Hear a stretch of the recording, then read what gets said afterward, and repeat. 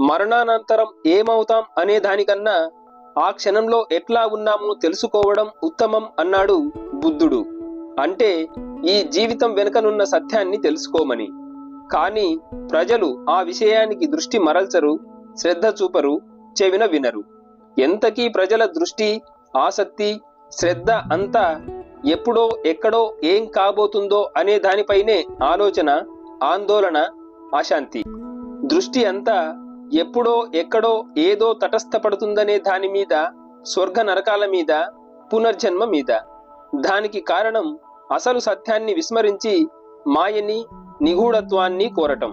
మాయ, భ్రాంతి మీద మమకారం, అవే వాస్తవం అనుకోవడం, బంధాల్ని తెచ్చిపెట్టుకోవడం, అవి మనల్ని జనన మరణ వలయంలో పడద్రోయడం, సంసార కూపంలో కూలద్రోయడం జరుగుతుంది అన్నాడు బుద్ధుడు.